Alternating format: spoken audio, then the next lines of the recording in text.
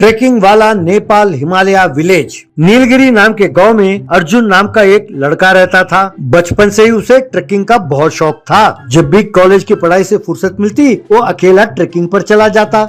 इसलिए अर्जुन के माँ बाप हमेशा उसे डांटते रहते थे। ये देखकर अर्जुन के दादा वीर सिंह उन दोनों से, अरे भाई देखो, तुम चाहे जितना मर्जी चिल्लाओ, मेरा पोता ये ट्रेकिंग बंद नहीं करेगा क्योंकि ये हमारे खून में है। ये सुनकर अर्जुन के पिताजी दशरथ, हाँ बाबूजी, बड़े खानदानी हो। अरे तुमने अपने ये पहाड़ चढ़ने की आदत के कारण हमारी सारी संपत्ति बेच डाली। अब क्या आप चाहते हो कि ये भी आपकी तरह बन जाए? कहकर गुस्से में वहाँ से चला गया।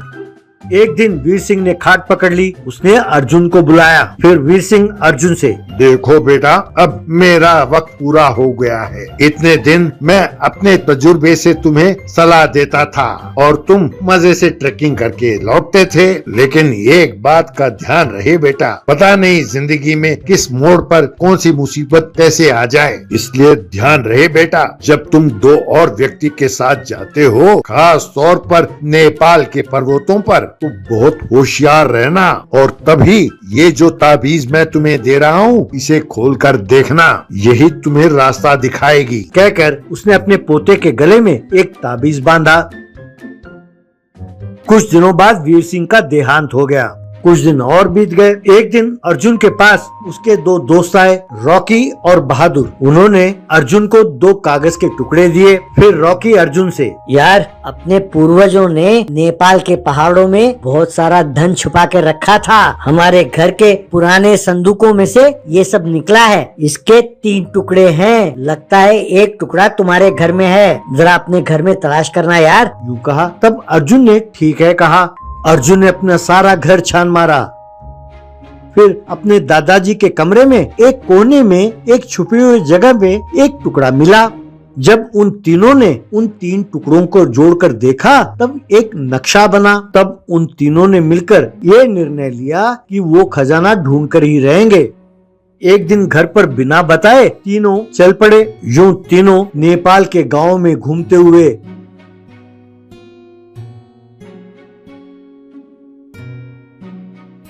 आखिरकार उस पहाड़ के पास पहुंचे जिसका उस मानचित्र पर जिक्र था, और वहां ढूंढने लगे। इस तरह काफी देर ढूंढने के बाद उन बर्फीली पहाड़ों में उन्हें एक जगह एक लॉकर जैसा आकार दिखाई दिया। उन तीनों ने मिलकर रॉकी के चाबी के साथ उस संदूक को खोला। उसमें बहुत सारे हीरे, जवाहरात, सोना सब मिले। ये देखते ही रॉकी और बहादुर के मन में लालच जगा। तब पास ही पड़े एक पत्थर से अर्जुन के सर पर जोर से मारा और उसे पहाड़ से नीचे धकेल दिया। उस चोट से अर्जुन लुढ़कता लुढ़कता नीचे एक गुफा में जा गिरा।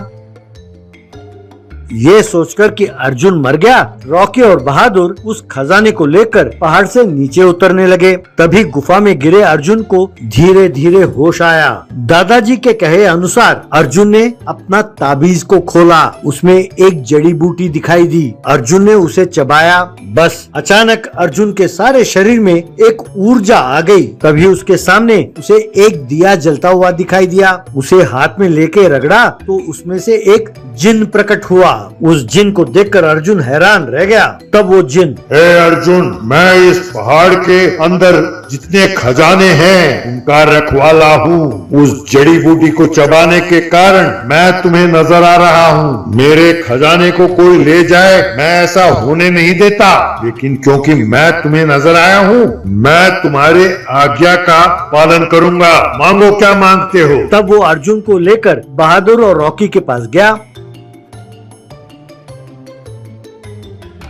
उस जिन को देखकर वे दोनों जोर से चिल्लाने लगे, बाप रे, भूत भूत। तब वो जिन अर्जुन से, न्याय अनुसार मेरे खजाने को चुराने के जुर्म में इन दोनों को तुरंत मार डालना चाहिए। बोलो मेरे आका अर्जुन, इनका मैं क्या करूं? ये सुनकर बहादुर और रॉकी डर गए। तब अर्जुन, मानता हूँ ये दोनों बहुत बुरे हैं, लेकिन फिर भी एक वक्त था जब ये मेरे दोस्त थे, इसलिए इन्हें मारने की जरूरत नहीं है। इन्हें छोड़ दो, पर हाँ, इन्हें ये भुला दो कि मैं इनका दोस्त हूँ। बस यही सजा है। तब जिन्न ने कुछ मंत्र पढ़ा और उन दोनों पर उसका असर होने लगा। वे दोनों भूल गए कि उनके पास खजाना है और अर्जुन उनका दोस्त है। सब छोड़कर वो दोनों वहाँ से चले गए।